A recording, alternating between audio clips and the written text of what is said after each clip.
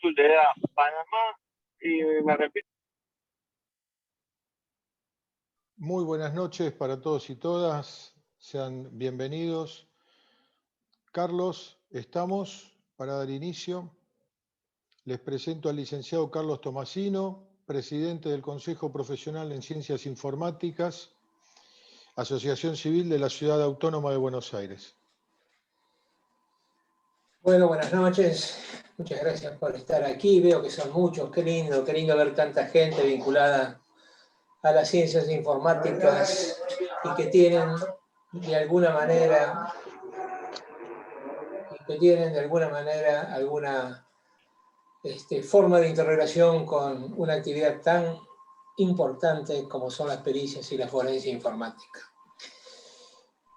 Bueno, ustedes me verán con esta, ¿verdad? Soy un hombre grande. Me recibí con la primera camada en el año 74, con la primera camada de sistemas en la tecnológica, y desde entonces me encontré vinculado por años con esta actividad, pasando por diversos estadios y en la universidad básicamente, donde ejercí la docencia por 47 años.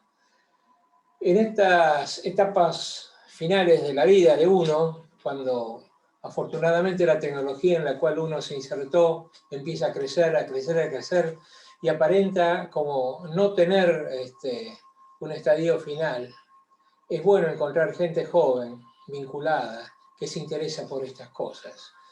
A mí siempre me interesó y de pronto el vincularme con el Consejo Profesional de Ciencias Informáticas hace algunos años y poder ir luego de la mano de personas que tienen alguna trayectoria importante, como el caso del ingeniero Burstein, que es el vicedecano en la Facultad Regional Buenos Aires de la Tecnológica, hizo que yo me sintiera fuertemente involucrado con todo esto.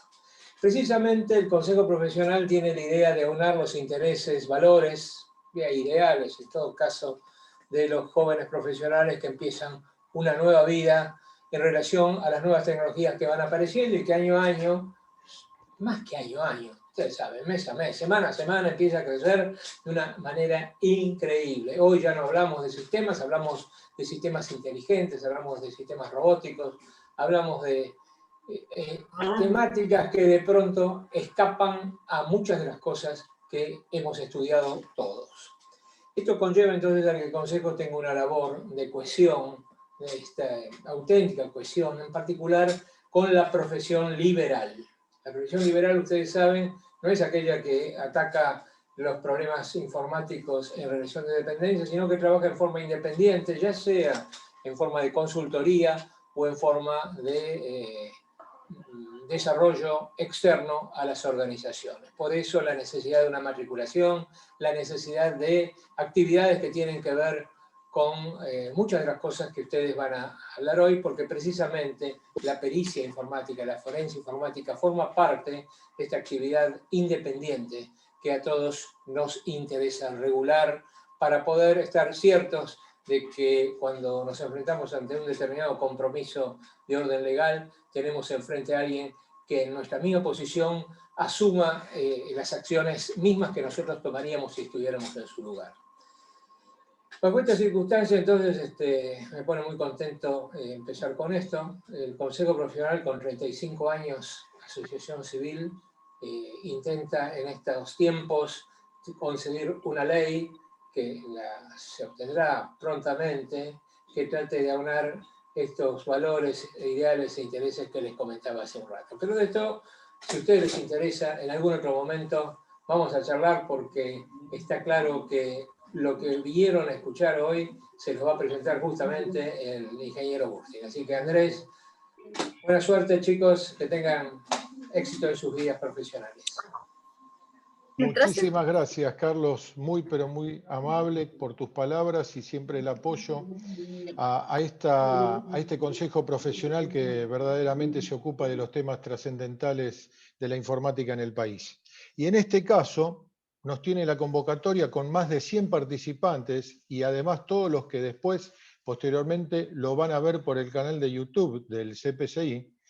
La convocatoria es a este webinar de una temática tan, pero tan preponderante, importante y trascendental hoy en día, que es el peritaje informático forense.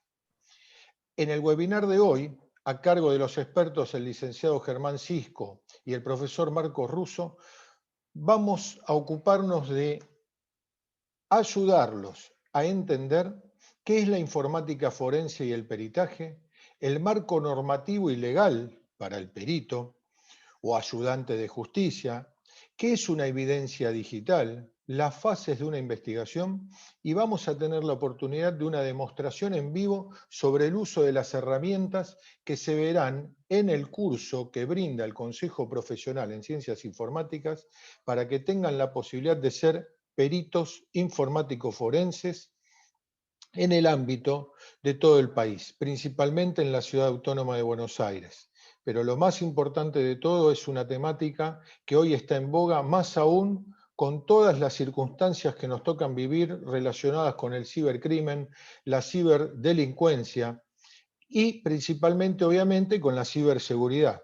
De esto se trata. El perito y el forense informático lo que tienen que hacer es lo que vamos a descubrir en este webinar, pero principalmente entender de toda la problemática que hoy conlleva la delincuencia, principalmente, y los casos en la justicia. Al margen también de brindarles la posibilidad de trabajar, ya sea en el ámbito no solo de la justicia, sino también en el ámbito empresarial, porque hoy las empresas también tienen que entender y tienen que tener expertos en la materia. Con lo cual, sean todos muy bienvenidos y bienvenidas, que pasen un rato y un momento agradable donde aprendamos y donde tengamos la posibilidad de seguir capacitándonos para crecer. Muchísimas gracias, un gran placer, los dejamos con los expertos.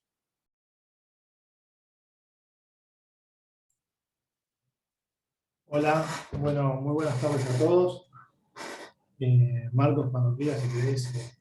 Sí, buenas tardes. Necesito permisos para compartir pantalla. Dale. Mientras te van dando los permisos y vas proyectando, aprovecho para agradecerle a Andrés, a Carlos y a todo el consejo por darnos esta oportunidad de volver a estar en el webinar y estar en esta nueva edición del curso de Perito Informático Forense, el cual ya hemos dado con muy buen feedback en otras ocasiones. También agradecerle a todos los que están presentes. Ahí estoy viendo el chat, que tenemos no solo gente de todo el país, sino de otros países, así que también agradecerles el sumarse, el participar y el interés por esta materia que como decía Andrés, es hoy muy requerida y muy demandada y que cada día nos está generando nuevos desafíos y nos está llevando a aprender día a día, porque es una actividad que junto con Marcos, día a día, caso a caso, en el cual tenemos que trabajar, nos genera un nuevo desafío, un problema que requiere una resolución nueva, donde sirve todo lo que trajimos o toda la experiencia aprendida de otros casos, pero no alcanza.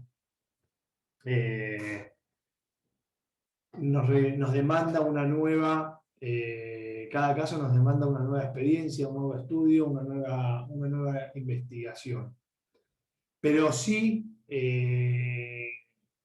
lo que hay es una metodología, una forma y unos lineamientos de los cuales no nos podemos desviar o no deberíamos desviarnos a la hora de realizar esos peritajes, y es por eso que está este webinar y este curso que junto con el Consejo vamos a estar dando.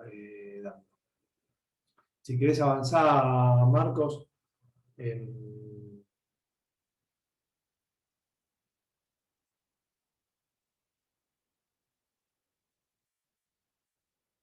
Bueno, no voy a perder mucho tiempo en presentarnos. Ya nos presentó Andrés. pero bueno, junto con Marcos estamos trabajando hace un tiempo en lo que tiene que ver con pericias informáticas, asesorando algunas empresas y llevando trabajo desde, bueno, como auxiliares de las justicias, como peritos. Si querés, avancemos, así no, ya con la introducción nada es suficiente. Contarles de qué se va a tratar el webinar. En principio, contarles el tema de este curso que vamos a estar dando, que arranca el 3 de agosto, donde vamos a profundizar y ver un montón de aspectos que no alcanzan a cubrirse en un webinar. La idea de este webinar es poder llevarnos un pantallazo de un montón de temas, de poder ver algunas experiencias en vivo, de prácticas y ejercicios y temas que vamos viendo en el curso. Pero claro está que siendo un curso intensivo de 8 clases, un webinar no alcanzaría para cubrir todos estos aspectos. Bueno, y el curso nos brinda también un montón de herramientas, pero como le comentaba anteriormente, es necesario estar aprendiendo y siguiendo todos los días un pasito en este mundo de informática forense que cada vez nos desafía más. El curso arranca el martes 3 de agosto, se dan los martes y jueves de 19 a 22 horas y es un curso que tiene un mes de duración de 8 clases en el cual se realiza con una metodología de teoría y práctica. Intentamos profundizar mucho temas prácticos y el uso y el conocimiento de herramientas. En el curso lo que vemos es profundizamos cada una de las fases de las que les comentaba que son fundamentales a la hora de hacer una pericia. Les enseñamos o mostramos cómo es introducirse en el mundo de la justicia, que para quienes venimos del rubro informático o más técnicos, requiere una adaptación, un entender ciertos lineamientos o formas que tiene la justicia, de cómo dirigirse, hasta cuáles son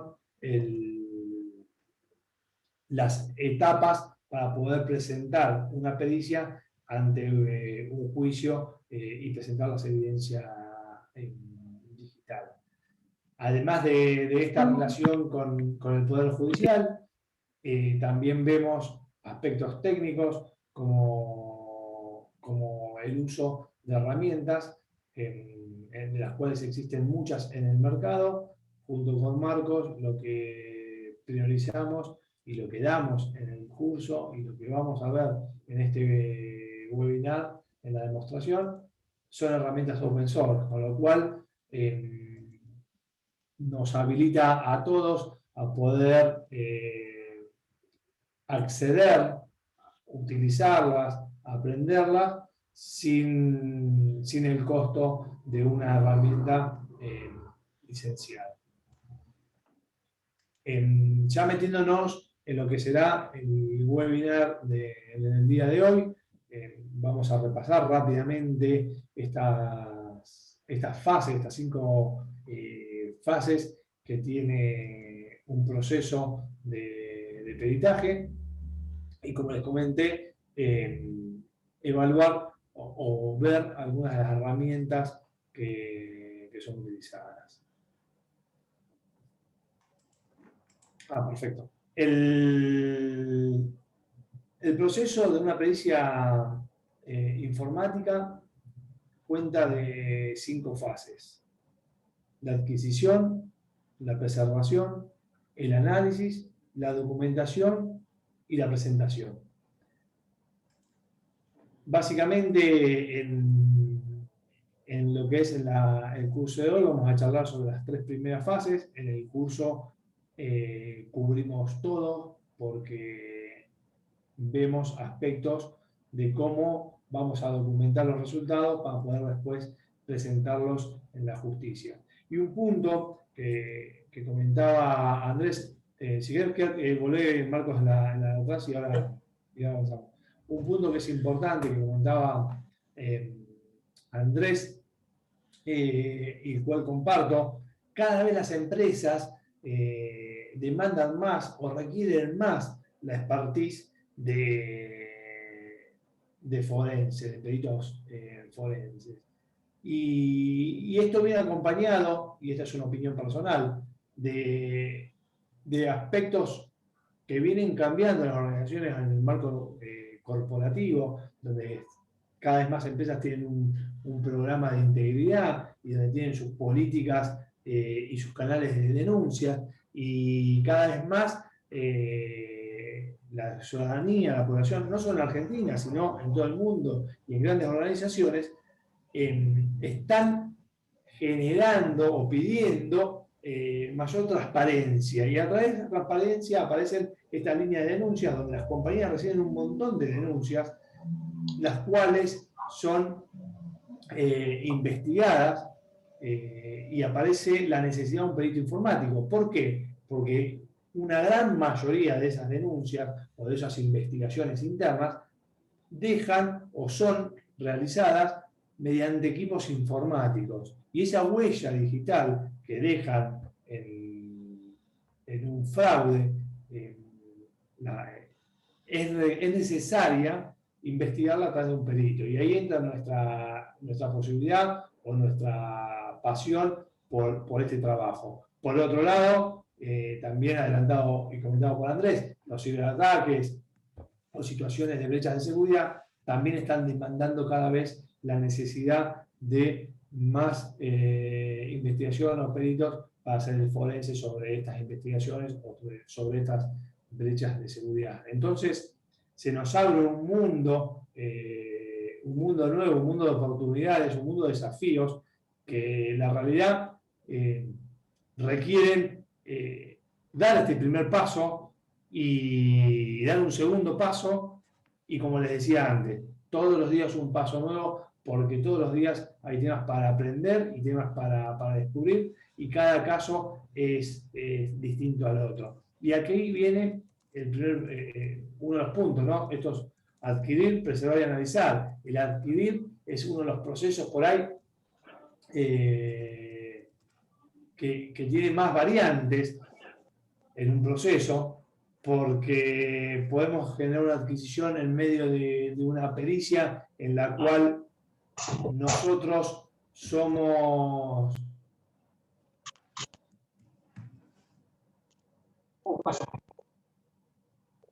Audio. Ahí está. Sí, me he silenciado, perdón. Lo que decía es que nosotros al momento de adquirir tenemos distintos momentos, distintas formas, y dependerá dónde nos encontremos parados a la hora de hacer este proceso de liquidación o hacer la pericia. Puede ser que lo hagamos como parte de como parte de un perito que está haciendo la investigación interna, como les decía antes, que es lo que se llama el consultor o un perito de parte. Son todos aspectos que profundizamos en el curso. También puede ser que nos encontremos en el medio de un juicio donde un juez nos solicita a nosotros que hagamos una pericia como peritos de oficio, apoyando y asistiendo a un juez para poder llegar a analizar y a ver esas evidencias digitales y darle el resultado de una pericia. Pero en cualquiera de estos aspectos, y hay más, la adquisición nos va a cambiar el ambiente, porque puede ser que tengamos que ir a una compañía, puede ser que tengamos que ir a un departamento, puede ser que nos encontremos con una inmensidad de casos que tengamos que analizar o investigaciones que debamos realizar. Entonces, el proceso de adquisición requiere una planificación, un entender qué es lo que tenemos que hacer y cómo lo vamos a llevar a cabo. Luego viene la etapa de preservar, en la etapa de preservar es una vez que pudimos hacer una adquisición. Cuando digo una adquisición es hacernos una copia forense del equipo, del disco o el dispositivo que nosotros vamos a investigar. Y ahora vamos a ver un poquitito más en detalle qué es esto de la adquisición.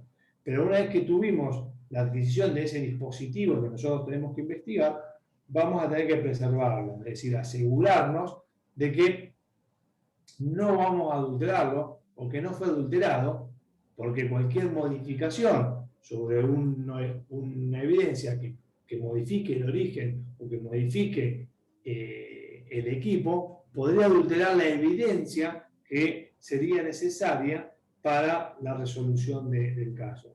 Y además de preservar esa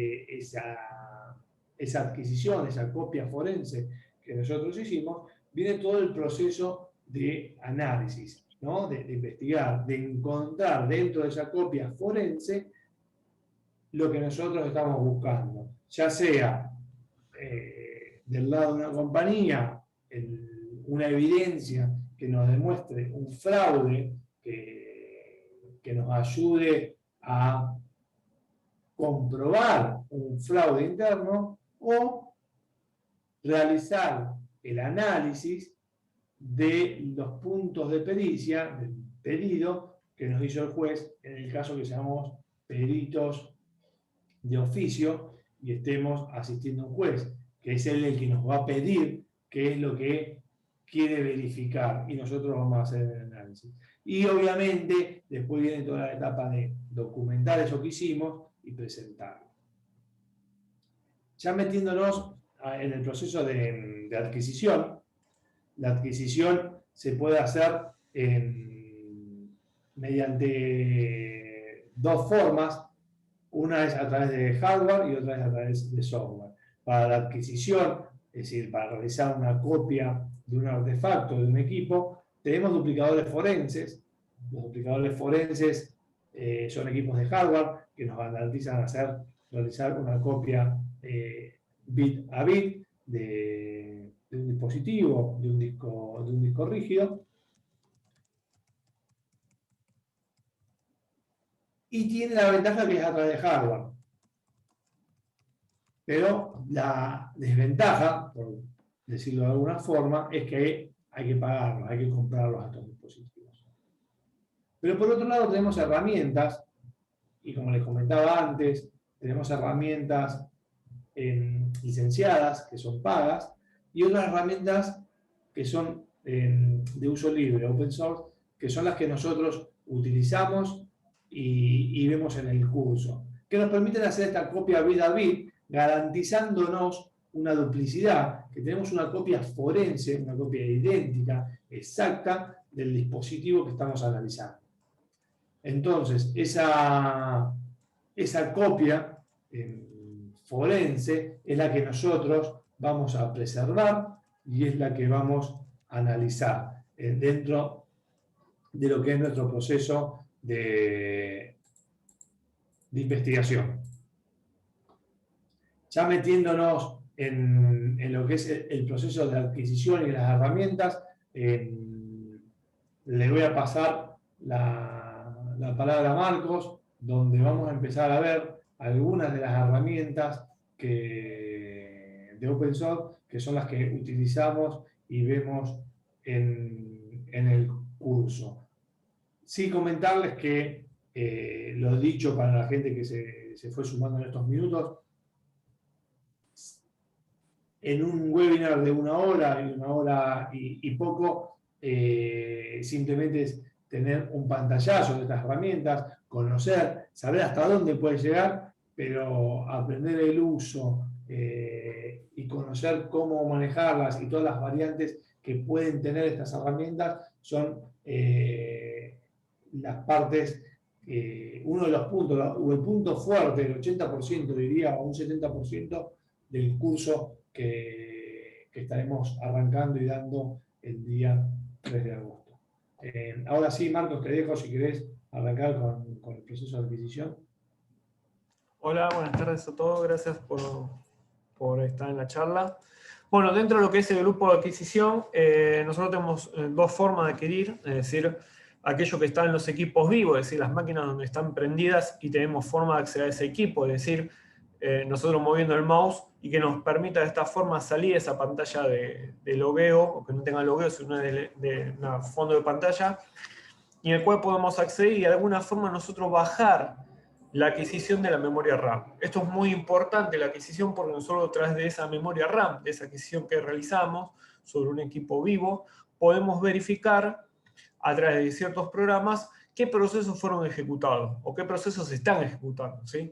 Todas las cosas que nosotros estemos ejecutando a través de un navegador, a través de línea de comando, a través de procesos y demás, nosotros podemos hacer la adquisición y después poder analizar si realmente hubo alguna intrusión, algún malware o algún proceso que desconozcamos nosotros, que vemos que este proceso termina siendo algo, digamos, sospechoso lo que está pasando. Nosotros tenemos varios programas, algunos, la mayoría son libres. Tenemos el FTK, el famoso FTK. Tenemos dos versiones de FTK, el FTK Imager, en la cual nosotros tenemos que instalar, y uno FTK Lite, que nos permite ejecutarlo directamente desde un disco rígido o un USB.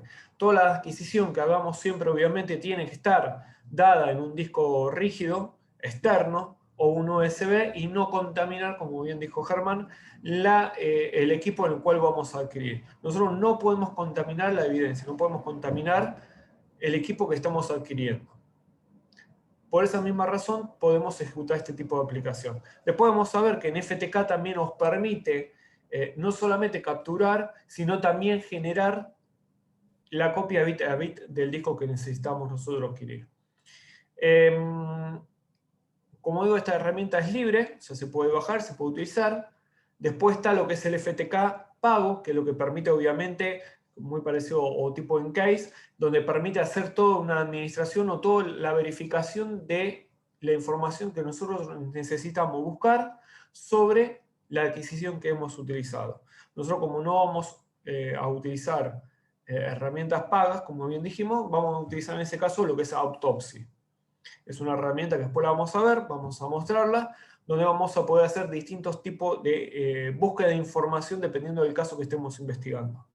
Como dijimos muchas veces, la investigación que estamos realizando no es justamente la copia de un disco, de una copia bit a bit, puede ser ir y verificar sobre un correo electrónico en una empresa si fue enviado, la fecha. Podemos que una empresa no haga una adquisición y nosotros buscar, que está pasando mucho en el caso de los ransomware, bueno, de qué forma ese ransomware fue introducido a través de ese equipo, cuál fue la falla, cómo solucionarlo.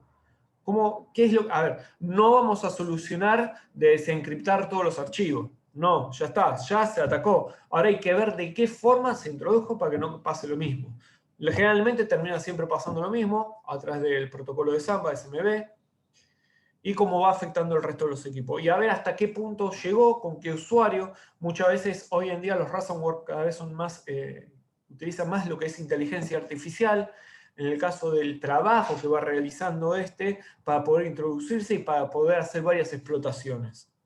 Como también la bajada de las credenciales del equipo. O sea, cada vez se va avanzando mucho más. Y cada vez las empresas terminan adquiriendo a peritos para ese tipo de información. Por otro lado tenemos DubInt, que es un software muy chico, el cual se ejecuta bajo la línea de comando de OS o PowerShell, donde nosotros, donde lo ejecutamos, es donde va a generar nuestra imagen. Siempre acordémonos de, como decimos en el curso, siempre tener un set de herramientas en discos rígidos o en discos USB, para poder ejecutar todas estas herramientas. No tenemos que dejar ninguna evidencia, no tenemos que dejar un dump del disco, no tenemos que dejar un dump de la imagen, no tenemos que dejar nada. La máquina tenemos que tomar tal de la misma forma que lo encontramos. Y después tenemos otro que se llama Memory Capturer, en el cual también nos permite realizar el dump de la memoria RAM. Ahí lo coloco, dump int. Estos programas, sobre todo el FTK y el Memory Capture, permiten incluir el archivo de paginación, que también nos va a servir como para hacer el análisis. Vamos a ver que en la metodología de análisis de la memoria RAM, del volcado que hemos realizado, no vamos a utilizar a través de Autopsy, que hoy en día ya nos permite Autopsy traer lo que se llama la herramienta Volatility, sino también podemos desde el ambiente del sistema operativo GNU/Linux o desde el ambiente de Windows tener ciertas herramientas como para buscar cierta información predeterminada. O programas como Eureka que nos permite buscar algo determinado, por ejemplo, correos electrónicos o lo que sería todas las páginas a las cuales fueron visitadas. Esto también nos va a permitir ver qué proceso levantó, por qué páginas anduvo, ¿sí? Un montón de información que vamos a tener. Y otra de las cosas interesantes, que la vamos a tener como una forma hasheada, es la contraseña de la máquina, o sea, la contraseña que utiliza para introducirse en distintas páginas, como también si el disco rígido está de alguna forma cifrado, a través de la memoria RAM, como ya está descifrado, obtener ese hash. Después, bueno, ese hash lo vamos a tener como un archivo de texto plano, pero no deja de ser un hash, no deja de ser una información la cual tendremos que ver cómo romper o croquear esa información como para poder utilizarla, ¿sí? Pero son distintos programas que podemos utilizar, como dijimos. Acá tengo FTK, ahora voy a mostrarles una imagen que levanté, y acá nos permite realizar la captura de la memoria. Siempre la captura de la memoria, si nosotros tenemos 4 GB de RAM, la captura de la imagen final va a terminar siendo 4 GB de RAM. Si tengo 8 GB de RAM en el equipo, termina siendo 8 GB de RAM de la imagen, ¿sí? Acá me decía el destino, de donde lo voy a ejecutar, si incluyo el archivo payfile, si creo algún tipo de archivo AD1 que el cual puedo llegar a generar para comprimir, y acá le puedo indicar sobre qué directorio puedo llegar a trabajar, ¿sí? Esto no me quiero largar porque si no va a quedar ahí, pero bueno, al capturar va a empezar a verse el proceso y cuánto información está grabando. De esta forma yo ya tengo una imagen y puedo después utilizarla para analizar.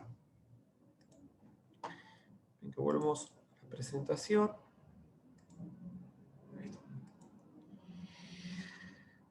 Bien, dentro de lo que es ya la parte de adquisición de equipos muertos, por alguna forma, como le decimos, son los equipos que están apagados, ¿sí? O, en el peor de los casos, voy a hacer la adquisición de un equipo que está prendido y veo que este tiene contraseña para ingresar. Listo, no puedo hacer más nada. No le puedo decir a la persona, por favor, ingrese su contraseña para ingresar al equipo, para así yo de esta forma hacer la adquisición de la memoria. Entonces, no puedo. Entonces, ¿qué se tiene que hacer? Uno de los procesos que se tiene que hacer es desenchufar directamente el equipo.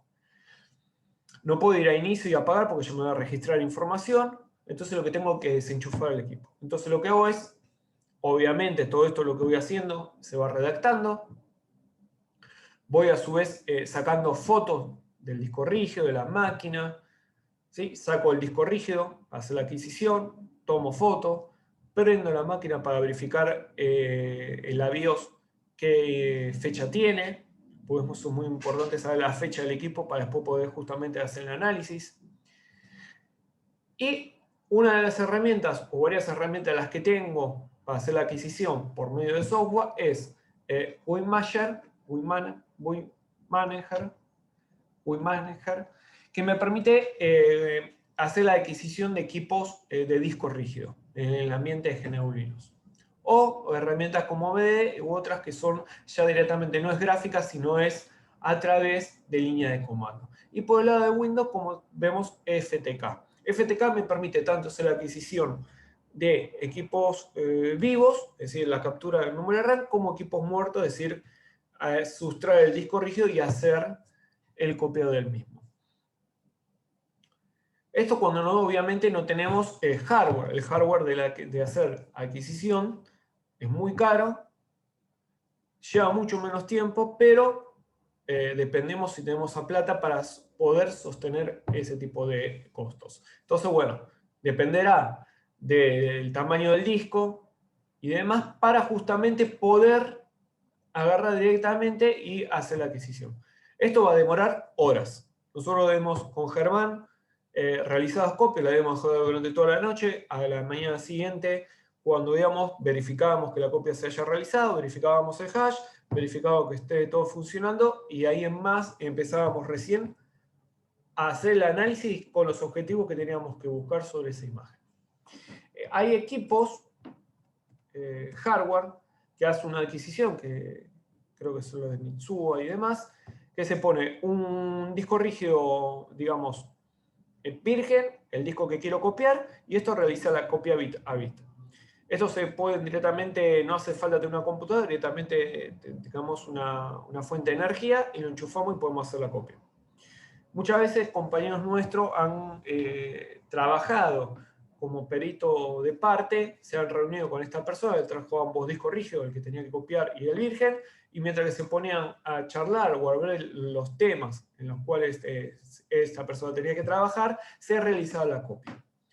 Obviamente este tipo de adquisición no nos da un hash como para verificar que realmente se hizo bien la copia, pero bueno, es una de las formas que podemos llegar a tener. No son tan caros, obviamente, como este tipo de equipo de hardware que permite instalar, permite distintos tipos de discos rígidos, y a su vez que tiene una pantallita LCD, me va a permitir, obviamente, darme información con respecto al hash. En ambos casos, acá Javier le preguntó, en ambos casos, o sea, si vos tenés 8 GB de RAM, vas a tener una imagen de 8 GB. Si vos tenés un disco rígido de 1 TB, vas a generarte una imagen de 1 TB. ¿Por qué? Porque lo que es la adquisición de equipos muertos, de disco rígido, nosotros no tenemos que copiar solamente lo que está ocupado, tenemos que copiar todo el disco. Si el disco es de 1 TB, voy a tener una imagen de 1 TB. ¿Por qué? Porque esos lugares donde tengo espacio que no está siendo ocupado, a la vista, digamos, ¿sí? Ahí es donde voy a poder obtener información borrada.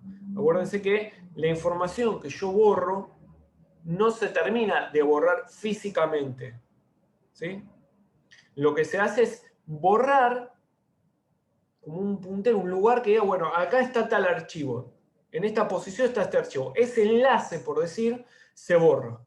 Y lo que permite es, de esa forma, poder traer esa información. Eso se va a ver también en el curso, cómo sustraer ese tipo de información. Se va a ver todo lo que es el tema de manejo de metadatos, de imágenes, o reconstrucción de metadatos. ¿Sí?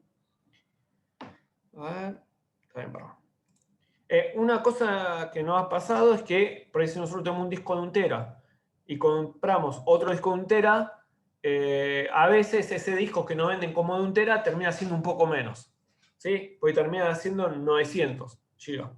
Y por esos 100 GB no podemos hacer la copia. Siempre compremos un disco de mayor capacidad del que tenemos. Porque no ha pasado eso, que por más que diga, esto es de 1 TB, distinta marca, distinta cantidad de cilindros y demás, realmente no termina siendo esa capacidad. Y no ha pasado que hemos tenido que comprar otro disco rígido para poder hacer la adquisición. Nosotros podemos hacer la adquisición de disco a disco o generar de varios discos imágenes en un solo disco, ¿sí? Entonces eso podemos trabajar con distintas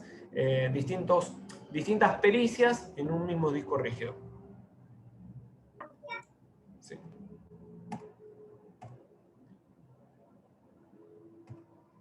Bien.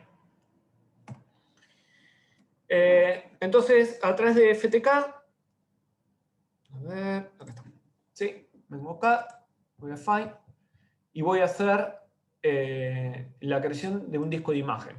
Acá vamos a ver después del curso para informar detallada que tenemos distintos tipos de imágenes, las cuales podemos llegar a crear. Es decir, yo puedo decir, bueno, todo el disco físico, es decir, todo el disco. Si tiene varias particiones, no, todo el disco de 1 TB, todo el disco de 1 TB, no importa las particiones. Puedo indicar alguna partición en particular. Bueno, mirá, yo no quiero esta partición porque esta es la parte de buteo. Voy a arrancar esta partición. O voy a arrancar una partición donde está toda la información de la empresa. Bueno, o puedo también indicar una carpeta en particular. Por eso, depende mucho el caso que tenga. Como dije, podemos empezar a ver desde búsqueda de fotos de pedofilia, podemos ver el tema de un correo electrónico, podemos ver el tema de ransomware, podemos sustraer nada más una carpeta determinada para hacer análisis o análisis contable. Depende cuál sea nuestro objetivo, qué es lo que vamos a hacer. ¿Sí? O puedo convertir o tomar una imagen para después convertirla. Eso después se va a ver. Acá, bueno, supongo que acá tengo un disco, acá me va a decir qué disco es. ¿Sí?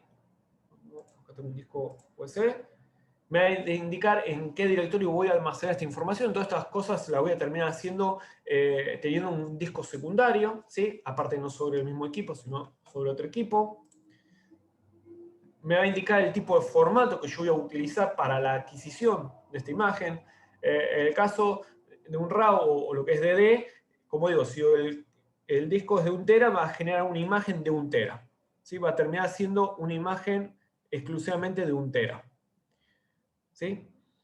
Pero después tengo una forma que, como decíamos, si ocupa 1 tera, puedo de alguna forma comprimir esas imágenes, pues puedo dividir en varios archivos, comprimirla, y entonces, bueno, en vez de ser 1 tera va a ser de, no sé, 500 GB, ¿sí? Me va a ocupar menos lugar. Después voy a poder reconstruirla y convertirla y demás. Entonces le voy a indicar de qué tipo de formato, me va a indicar el tipo, el número del caso, la evidencia, una descripción, quién es el examinador, nota, qué es lo que tengo que averiguar, qué es lo que tengo que buscar, de qué se trata. Cada pericia le voy a asignar un número de pericia para el cual no es por ahí la única que esté trabajando, porque puede ser que estén trabajando en varias pericias y tenga que hacer la adquisición de varios equipos. Entonces cada uno de esos voy a tener que justamente ingresar ese tipo de información para saber de qué se trata. Y bueno, después me dice el destino, la imagen y cómo lo quiero dividir y demás. ¿Sí? Esta es la forma de hacer una adquisición de una imagen. ¿Sí? La forma más sencilla que hay. Una presentación. Bien, ahora yo ya tengo la imagen, la forma de preservar esa imagen. ¿Sí? Es decir, esta imagen dice ser lo que es. ¿Sí? Es una forma de todo lo que es la cadena de custodia, todo el mantenimiento, desde que hago la adquisición hasta que llega el lugar para hacer el análisis, tiene que estar de una forma segura.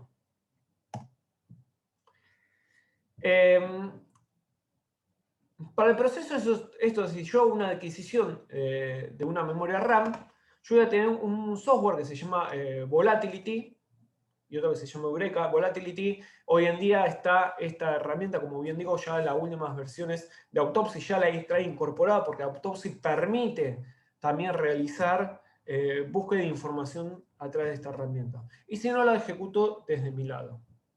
Por ejemplo,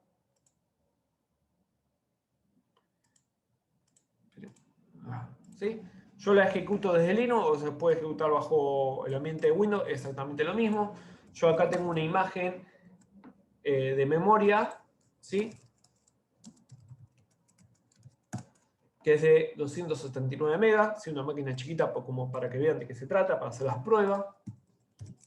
Entonces yo lo que hago es, sobre todo, indicar a esta imagen de memoria RAM, a este dump que realicé, es justamente indicarle que me diga qué tipo de imagen es. ¿Por qué?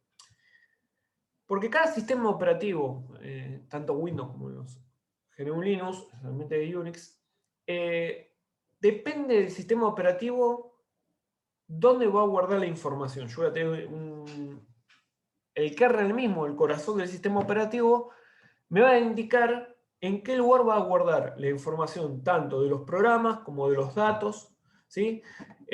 Más allá de eso, va a verificar también los drivers que voy a utilizar, qué programas va a levantar el equipo, cómo maneja la memoria, cómo maneja los procesos, cómo maneja las distintas áreas, que un programa o un proceso al ejecutarse no pueda escribirse en otra área de otro proceso, puede ser la típica pantalla azul, pero tiene ciertas cosas que a mí me van a permitir trabajar, como el reconocimiento de hardware. Y una de las cosas que también trabaja a través del kernel es justamente posicionar la información en la memoria.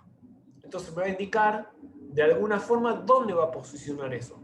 Cada kernel, cada sistema operativo tiene su propio kernel en el cual cada uno ubicará de alguna forma determinada esa posición de memoria.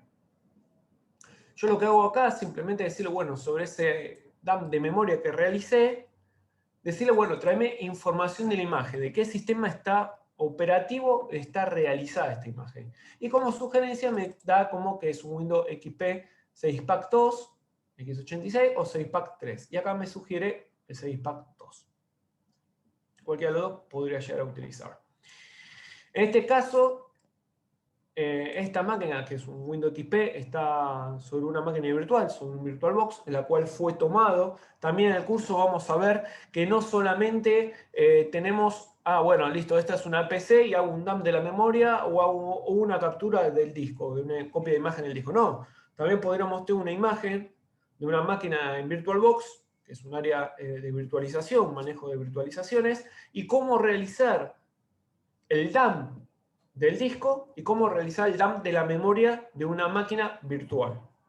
Y que después nos va a permitir, a través de esto, hacer distintas conversiones. O de una máquina física que yo tengo, un dump del disco rígido, ¿sí? Hago la copia bit a bit, y cómo puedo llevarlo a una máquina virtual para ver el momento que la prendo, cómo estaba ese estado de esa máquina. ¿Sí? Entonces tengo varias formas de, más allá de analizar todos los logs, todos los programas que se están ejecutando, todos los eventos propios de Windows, también ver qué es lo que veía la persona, para hacer un análisis más profundo también. Bueno, acá una de las cosas que podemos llegar a ejecutar, por lo menos decirle, bueno, ya que me identificaste la memoria, la máquina en la cual se utilizó, qué sistema operativo está siendo utilizado, bueno, quiero ver, ¿sí? Le voy a poner como el perfil, que es este Windows XP 6-Pack 2, le voy a indicar que me liste, ¿sí? Los procesos. ¿Qué procesos se estaban ejecutando en esa memoria? Acuérdense que ser una memoria volatility, todo lo que yo ejecuto es todo lo que yo va a cargar en memoria. Una vez que apago la máquina, desaparece toda esa información. Y acá vamos a tener todos los procesos que se estaban ejecutando, donde tengo el número de proceso y el proceso padre, ¿sí? Nosotros siempre vamos a tener un proceso general y después procesos que dependerá de ese padre. Va a haber uno que administre todos los procesos. Alguien tiene que manejar toda esa información. Alguien tiene que decir, bueno, qué proceso se va a ejecutar, qué proceso no se va a ejecutar, dónde lo voy a ejecutar, quién tiene permisos para ese proceso y demás. Alguien tiene que barajar toda esa información. Entonces va a haber siempre un proceso padre. Y después el resto de cada proceso va a depender de él o de otro proceso. Pero por ejemplo, fíjense que acá tenemos System, que es el número 4. Por ejemplo, SMSS tiene el número de proceso 368 y depende del 4, o sea, depende de este proceso, y bueno, y así cada uno. Y acá me van a listar todos los procesos, ¿ven? Acá tengo VirtualBox, un servicio de VirtualBox, entonces quiere decir que esta máquina está virtualizada. Otro proceso de VirtualBox. Y acá tenemos uno que es el FIFO, que es el 2664. ¿Sí? Este es el proceso que está ejecutando, es decir, un navegador. Acá tenemos otro proceso Firefox, ¿sí? Y demás. Bien, ahora quiero verlo de una forma más interesante que verlo, a ver cuál era el proceso de cada uno, cuál era el padre y cuál era el hijo, sino en una forma de árbol. Me lo va a mostrar una forma más sencilla de visualización, donde va a ir corriendo todos los procesos y dependiendo de quién. Fíjense, acá tenemos el system, SMS, este depende de este depende de este y así. Y fíjense que por acá tendríamos el Firefox, que el Firefox a su vez tiene otro Firefox, ¿sí? Que ambos dependen del system. O sea, todos terminan dependiendo del system o en este caso de Explorer. En este caso de Explorer, ¿sí? Pero este puede ser que ejecutó Firefox y después ejecutó una nueva ventana, un nuevo tab y haya abierto otra pestaña. ¿Sí? Porque son... sí, acá está. ¿Ven? Proceso, y este es el proceso de cuál depende. O sea que este depende de este proceso. ¿Sí? Entonces, justamente pudo haber pasado eso. Podemos ver las comunicaciones que realizó.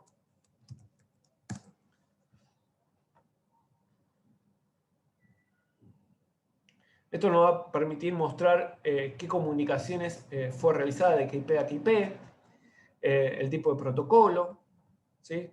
La IP que tenía de comunicación, desde cualquier placa de red, ¿sí? Los procesos, acá voy a ver por dicho proceso, acá está este proceso en el cual se comunicó cualquier placa de red a lo que es el ambiente de Firefox, acá también. Podríamos ver las listas de librerías por cada programa, o por cada programa que fue ejecutado.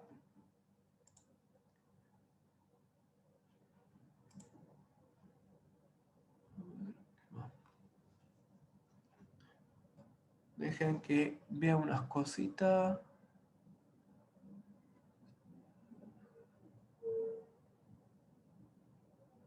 Ok.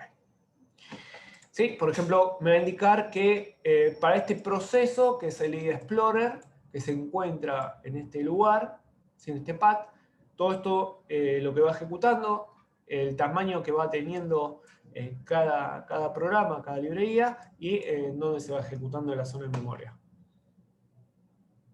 ¿Sí? Y voy a tener todas las librerías, y así por cada uno. Después, lo que me permite esto también es poder realizar la bajada de un proceso, es decir, si yo vuelvo acá, vamos a ver la lista de procesos, vamos a buscar el proceso de Firefox, para ir viendo. ¿Sí? Acá tenemos el proceso de Firefox, que es el 3564. Entonces yo lo que me permite hacer es realizar un volcado de ese proceso. 3564, y lo voy a guardar en un directorio llamado evidencia. ¿Sí? ¿Esto qué me va a permitir? Esto me va a permitir justamente hacer el dump de ese proceso, o sea, bajar ese proceso. El nombre del proceso va a ser el número de proceso, .dmp. ¿Sí?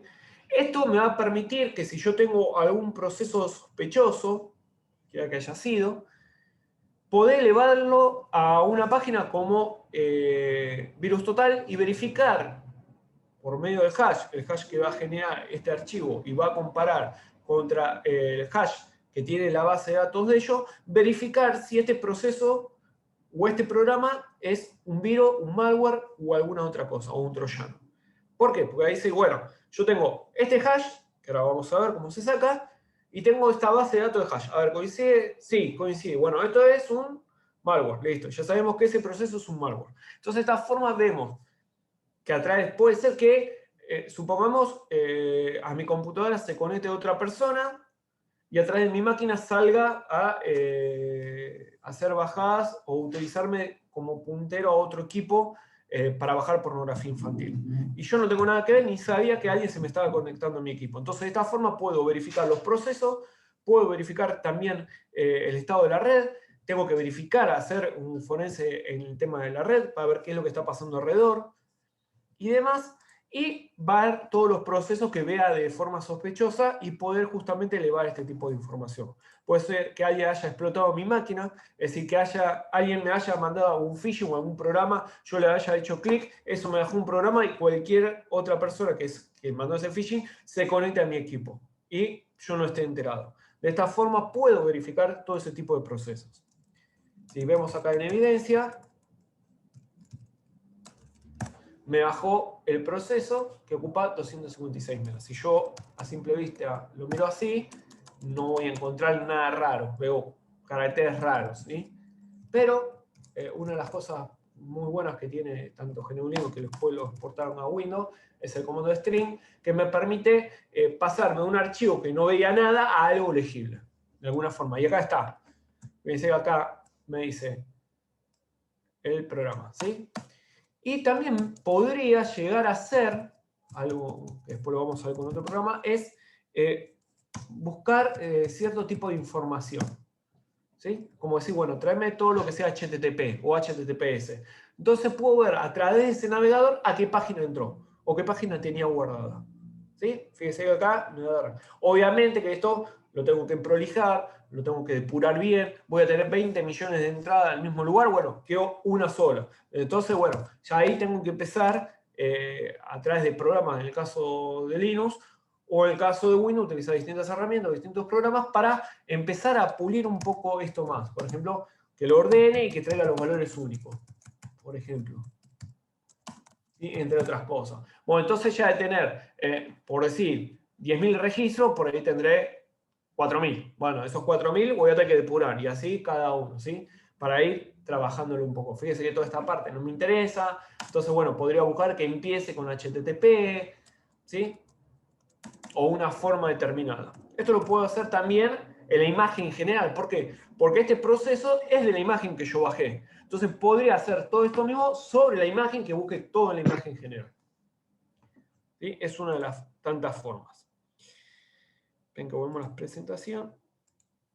Es muy valioso poder realizar en lo posible, y si no tenemos la oportunidad que no tenga una password la máquina, en el sistema de Windows, poder realmente hacer un dump de la memoria. Después vamos a ver que no solamente hacemos un dump, sino se puede hacer otras ejecuciones, como se llama triage, es decir, bueno, sacar un montón de información del equipo, por ejemplo, qué red utilizó, de dónde se está conectando, a dónde va, que me haga el dump de la memoria RAM, que me saque cierta información. Entonces después tengo todo ese manejo de información y empezaré a analizar con respecto a los objetivos que tengo. Y Eureka es una aplicación en Python que también lo que hace es, a través de expresiones regulares, buscar una información determinada, que es, bueno, la forma como se escribe un dominio, cómo se escribe una URL, cómo se escribe un correo electrónico. Bueno, eso va a terminar haciendo lo mismo que con comandos, pero con métodos de expresión regular. Bien. Dentro de lo que es también el análisis de información de la copia bit a bit del disco, como dijimos, podemos buscar información borrada. Muchas veces se cree que la información que nosotros borramos realmente se borra físicamente. Realmente no es así. Lo que se borra es el link a dónde apunta esa información. Por ejemplo, nosotros tenemos un archivo que se llama A, que está tanto el sector 1 como el sector 2, es decir, que ocupa ambos sectores. Lo borro, justo lo reemplazo por otro archivo llamado B, me ocupa el primer sector y la mitad del segundo. ¿Sí? ¿Qué pasó con la otra parte del A que quedó? Porque el A ocupaba todo. Bueno, ahora quedó la mitad. Esa mitad que me quedó del archivo A lo podría recuperar. Después vamos a ver que atrás de lo que es el file carving, si yo tengo un archivo mal formado de alguna forma, sea un JPG o sea un PDF, poder volverlo a reconstruir de alguna forma. O a través de estos programas como ForestMod, Scapel, PhotoRay y Autopsy, poder recuperar. Y FTK también me permite recuperar archivos borrados. Estas herramientas son muy buenas, todas son open source. Por ejemplo, muchas veces pasa que, supongamos, uno sacó con la cámara digital, se rompió o se borró la foto de la tarjeta SD y de alguna forma con estos programas puedo recuperar esa información. Esto es lo que me va a permitir buscar esta información borrada que quedó el cachito del archivo o que quedó el archivo y no fue reemplazado por otro y poder sustraer ese tipo de información. Una de las cosas que se da es Autopsy, es una herramienta open source. Anteriormente estaba hecho solamente para la parte web, para lo que era el ambiente de Windows o de GNU Linux. Después progresó y solamente estaba para Windows en las últimas versiones y después lo transformaron, lo reescribieron en un lenguaje que es Java. Java es un lenguaje que me permite a mí utilizarlo en cualquier plataforma de sistema operativo, ya que lo único que bajo es la aplicación de Java para que interprete toda esa información, ese programa. Y la verdad es que últimamente ha cambiado muchísimo a lo que era antes. Es un poco más pesado, porque obviamente corre en Java, pero tiene un montón de módulos que cada nueva versión le agrega más módulos, más le permite buscar distintos tipos de información. Por ejemplo, puedo tener armado un diccionario, es decir, si yo estoy buscando un diccionario, tengo que buscar una cuenta determinada o un nombre de una empresa determinada, además puedo armarme un diccionario para que en todos los archivos que Autopsy pueda recorrer o pueda levantar, pueda verificar si esa información se encuentra. Por ejemplo, en archivo PDF, en archivo de texto, en archivo de documentos, ¿sí? En distintas páginas se encuentra un HTML bajado. Bueno, eso me permitía a mí decir, bueno, mirá, a ver, ¿qué tenemos que buscar? Mirá, tenemos que buscar, no sé, todas estas palabras de cómo le dicen en un país determinado a la droga, de cómo lo llaman. Bueno, lo llaman de esta forma. Bueno, armamos un diccionario, utilizamos ese diccionario, se lo tiramos la imagen y decimos, bueno, busca todo lo que haya de esto, a ver qué me traes. Y después sobre eso, bueno, voy a ir descartando, pero ya tengo una información que no tengo que hacer yo a mano, sino que la hace a través del programa. Esas son las cosas potentes que tiene. Una de las tantas, ¿no? Otra, información de las imágenes. Si las imágenes tienen el metadato, es decir, bueno, fue sacado con tal cámara digital, en tal posición, geolocalización y demás, es decir, me muestra a través de Autopsy, que se llama así el metadato, me va a traer ese tipo de información y la voy a poder ubicar en un mapa. Muchas veces pasa que, supongamos que una persona muere o fue raptada, quedó el celular, ese celular tenía la suerte que justamente tenía habilitada la parte de geolocalización y la persona sacó foto. Entonces, de esa forma podemos ir haciendo un seguimiento de todas las fotos que fue sacando en distintos lugares y ver dónde terminó o a qué hora fue la última foto que sacó y en qué lugar. Entonces, ahí ya tenemos un panorama general por dónde anduvo. Podríamos hacer ese tipo de información. Recuperación de archivos borrados, como bien dijimos. Previsualización de archivos, es decir, puedo previsualizar a través de Autopsy archivos PDF, archivos doc, imágenes, o puedo decirle, bueno, para todo lo que sea imágenes, utilizar una herramienta externa.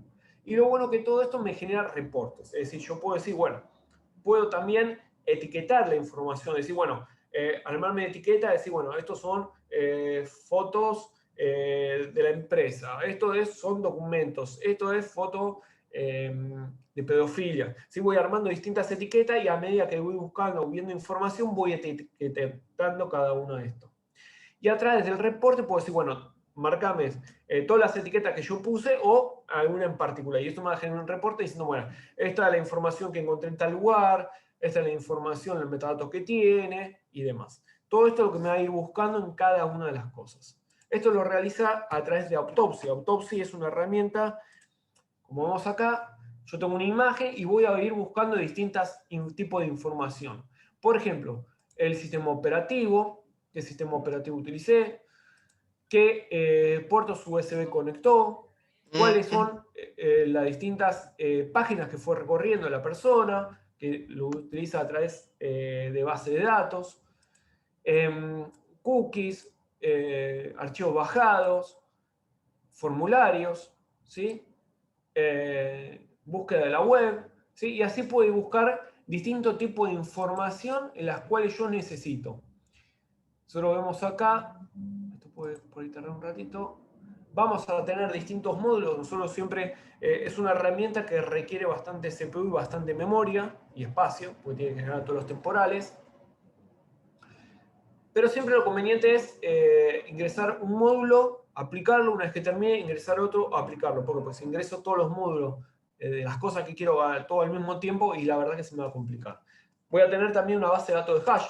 Es decir, yo puedo bajar base de datos de hash de distintos sistemas operativos. Es decir, bueno, mirá, el sistema operativo Windows tal tiene esto hash. ¿Querés compararlo con tu sistema operativo que tenés? Sí. ¿Por qué? Porque no coincida un hash, ya esto me va a indicar a mí que hay algo sospechoso.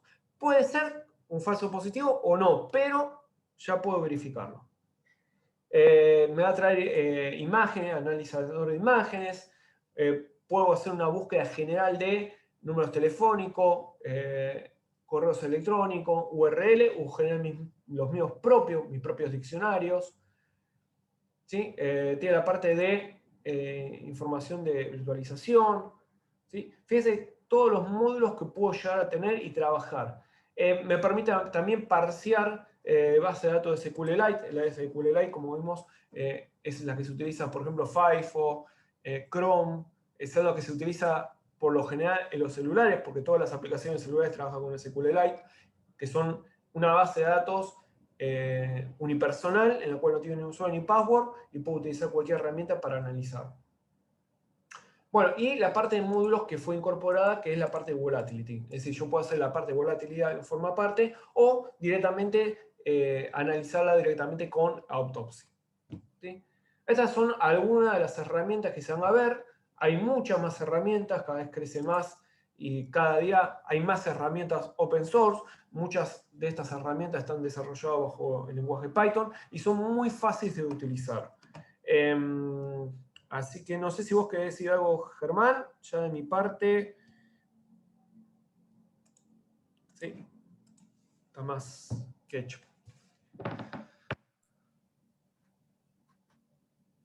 Abrimos, si les parece, el espacio a preguntas.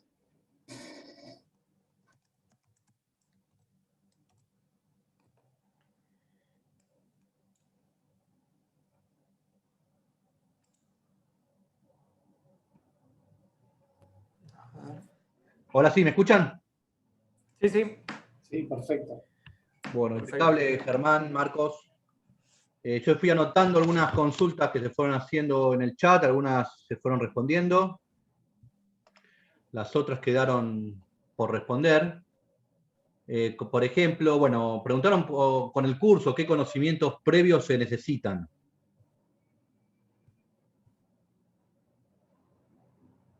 Respondo. Ah, te dejo. Sí. Como quieras. Bueno, no, la realidad es que el curso, tener conocimientos previos en Linux, suele ser una ventaja para los alumnos, pero intentamos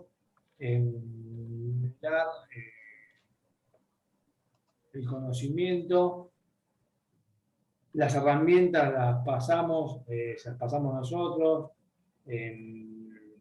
Quien tiene problema en instalación o quien ya tiene un problema, también lo vemos y los ayudamos para que puedan tener instaladas las herramientas que vamos a utilizar en el curso. Y el uso de la herramienta lo vamos aprendiendo sobre el curso. Entonces, la realidad es que no requiere un conocimiento técnico avanzado. Sí, todo el conocimiento que tengas previo te puede ayudar, sí, seguro, pero bueno, lo que intentamos es que todas las personas que hacen el curso terminen conociendo, aprendiendo o viendo cómo usar las herramientas. Corregime, Bien, Marco, no sé bueno. si- Bien, para más información, www.cpci.org.ar, ahí tienen el temario, los días de cursada, el formulario de inscripción. Bueno, pasamos particularmente a las preguntas del webinar. Acá preguntaron, no sé, un peritaje, Oscar Sancho, ¿un peritaje se hace en equipo o una sola persona? ¿Se entiende? Sí, dependiendo, piense que muchas veces el peritaje realmente lo termina haciendo una persona recolectando toda la información. Podemos tener un disco rígido como podemos tener un disco rígido y 10 USB, por ejemplo. Entonces, bueno, todo eso vamos a tener que hacer la adquisición. Después veremos si la misma persona que hace la adquisición hace el análisis o es otra persona que hace el análisis u otro grupo de personas que hace el análisis. Van a tener varias cosas. Por ejemplo, si es algo contable, uno puede hacer el análisis del disco, viendo toda la información, y otro forense a la parte contable, dependiendo del tipo de trabajo que estemos realizando. Bien, Lorena pregunta si para Android se usan estas mismas herramientas. Yo creo que no, ¿no? Ustedes son los que saben. No, tenés otro tipo de herramientas. Hay un Wi-Fi y vos conocías otra más, creo, Germán, que se utiliza para este tipo de trabajo con Android. Sí, lo que pasa es que son, bueno, las que estábamos usando son herramientas pagas. Digamos, existen, pero son pagas. No, la que comentabas vos es open source, me parece, Marcos. Nosotros la última que utilizamos es versión paga.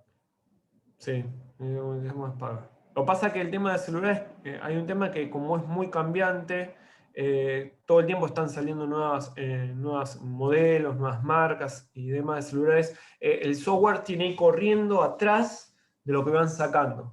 Entonces, el tema muy complejo, el tema de celulares. La verdad que es bastante complejo.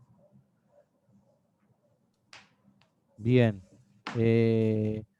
Juan pregunta, a ver si lo podemos decirle, ¿cómo sería la plantilla de informe forense que se entrega al tener finalizado todo el peritaje? Es medio complicado, ¿no? Por acá. ¿Cómo es la plantilla que se entrega? Lo que pasa que lo que comentábamos al iniciar la charla, ¿no? Uno cuando hace una pericia, o cada pericia es distinta, y después, eso lo comentaba yo, y después Marco en algún momento también lo profundizó. Por ahí, si nosotros estamos parados como peritos oficiales, donde el juez nos está pidiendo que hagamos una pericia, podría ser, y ahí yo comentaba que la adquisición es la parte más cambiante, ¿no? El inicio de la pericia, que el juez nos pida como punto pericial verificar la existencia de un email determinado, y la pericia que nosotros vamos a tener que hacer es ir a verificar en los servidores de una compañía si existe o no existe ese mail, que es probable que en un juicio hayan presentado en forma impresa. Entonces, nosotros lo que vamos a tener que hacer es redactar un informe donde informemos que existía el mail, que se analizaron los encabezados del mail y se demostró, o que se accedió a un PCT donde en ese PCT se observó. No hay una forma única. Sí hay un modelo que nosotros lo vemos en el curso, pero que es un modelo que usamos nosotros habitualmente, pero es como decir, si tenés una forma de encarar un template para encarar un mail de una determinada forma, o el escrito de un informe, y va a variar, si le estás contestando al juez, podría ser, como comentábamos antes, que hoy cada vez más hay consultas o hay trabajos que nos están pidiendo desde empresas por un análisis de una investigación de fraude, y la forma de responder el reporte o cómo vas a exponer tus hallazgos, el resultado de trabajo, va a ser distinto del formato en el que vas a escribirle a su señoría, sea justicia, cambia un poquitito la forma. No hay un template único, eso es lo que quiero decir, y va a cambiar porque cada pericia es única, cada caso es único, entonces es muy difícil encontrar un template, pero siempre está es contar qué se hizo, cómo llegaste, demostrar, tener las evidencias, los pasitos, o tipo la bitácora de todo lo que fuimos haciendo paso a paso, y el resultado que encontramos. ¿Se encontró o no se encontró? Bien, Germán. Aparte, Sí. piense que otro perito tiene que llegar a la misma conclusión que llegamos nosotros. Es decir, todos los pasos que nosotros hicimos, otro perito tiene que llegar a la misma conclusión. Es decir, nosotros encontramos este archivo, utilizamos este programa, qué licencia, el número del programa, la versión, todo. Y la otra persona, si utiliza lo mismo, tiene que llegar a la misma conclusión. Si no llega, ya hay algo que no va, digamos. Pero tiene que llegar ambos a la misma conclusión. Bien. Pasamos a la siguiente. Carlos Ramírez, si se podría sugerir o compartir algún modelo de cadena de custodia de evidencia digital, no física del dispositivo.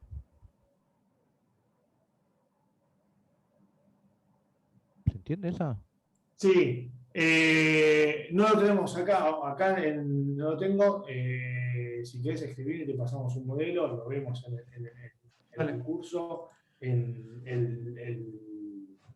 La cadena de custodia lo que nos hace es garantizar que se cumplieron todas las etapas, no que se cumplieron todas las etapas, sino que cada instancia por donde fue circulando un equipo, un dispositivo, o la copia que nosotros tenemos que analizar, está registrada y garantiza de que se hizo de una forma que no fue vulnerable. Entonces, la cadena de custodia, claro que es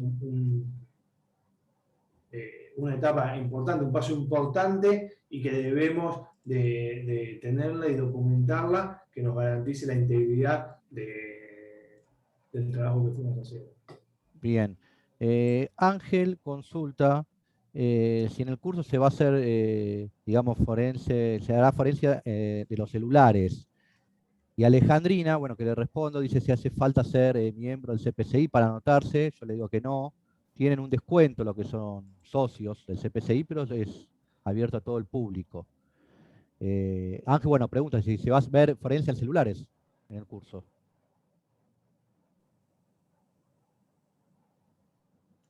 No, la verdad que no, porque muchos software se va a comentar de qué se trata, obviamente, pero no verlo porque, como digo, es algo muy complejo. Hoy en día la parte de celulares que lo está realizando es más que nada la policía por el tema de la adquisición de estos software que son muy, muy caros y equipamientos que tiene. Después hay varias metodologías, por decir de alguna forma, que si hay un equipo o un celular al cual le rompieron la pantalla, por eso dicen, bueno, no pueden acceder a nada, se le hace como una especie de araña de comunicación entre lo que es el chip propio del equipo, de alguna forma determinada para sacar la información. Entonces es algo muy, muy especializado ya lo que es la parte de celular. Directamente es como que sería todo un curso, toda la parte de celular, más que nada. Bien. María Victoria pregunta si la documentación depende del territorio de aplicación, según normas y legislación. Perdón, no te escuché. Si cambia la legislación Sí. Según el territorio. Las leyes son federales. No sé si la pregunta porque que al principio veía que había gente que era fuera de... Sí. Sí, tenemos gente por ahí, tenemos gente de afuera. Entonces, afuera, hay algunos puntos que nosotros barremos y vemos de lo que es la ley penal que nos puede llegar a aplicar a la hora de trabajar, corresponden a la Argentina, claro está. Sin perjuicio de eso, lo que comentábamos antes, el contenido teórico, por poner un número, no lo tengo estratificado, ¿no? Pero debe ser un 70-30, un 80-20 en cuanto a práctica y teórica, sí conocer que hay leyes, y las hay en Argentina, las hay en cada país, que hay que tenerlas en cuenta y en consideración, porque son el marco en el cual nos tenemos que mover, en el marco en el cual se puede estar incumpliendo una de esas leyes y es sobre la cual nosotros tenemos que apreciar, y además algunas que nos sirven a nosotros como peritos cuando trabajamos, sobre todo como peritos de parte, para no hacer macanas que a nosotros no nos puedan perjudicar. Bien, el amigo Nicolás Lemos pregunta si utilizan herramientas de desencriptado en el proceso de peritaje, si alguna particular. No usamos alguna así en particular. Hay muchas veces que depende del tipo de encriptación del disco.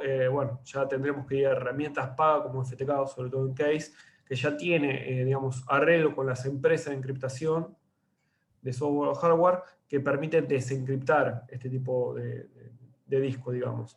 Ya ahí es un tema bastante complejo, dependiendo del tipo de encriptación, cual sea, ¿no? Obviamente. Pero bueno, ya ahí tendremos que ir en todo caso a una herramienta paga para poder que verifique este tipo de encriptación, el acuerdo que tenga con esa empresa y poder desencriptar directamente el disco. Bien, pasamos ya a las últimas. Dante pregunta, en caso de borrado voluntario con la finalidad de ocultar información, ¿sería posible recuperar información a los fines de probar esa intención maliciosa? Mirá, la parte técnica del borrado y de la recuperación la trabajamos, la vemos y usamos herramientas y ejercicios para ser recuperado de información borrada y lo vemos en el curso. Ahora, la intencionalidad no lo vemos en el ejercicio y a veces es difícil de demostrarlo, ¿no? En el caso de, podría ser que un juez, a raíz de una investigación, tenga algunos indicios, entonces nos pidan a nosotros que vayamos a ver si podemos recuperar información de un disco o algún dispositivo y ver si esa información está borrada. Ahora, salvo que tengamos recuperación de texto, recuperación de mail, en los cuales veamos que la persona se cruzó algún medio, alguna información para decir que le estaba buscando intencionalidad, es difícil que nosotros veamos la intencionalidad. Lo que vamos a hacer es sí recuperar la información que para nosotros puede ser relevante y usarla como una evidencia de un caso, pero no trabajamos sobre la intencionalidad, que bueno, que claro está que muchas veces en las pericias, en los fraudes o en los trabajos que hacemos, el borrado fue con alguna intención, ¿no? Bien, bueno, damos por finalizado las preguntas.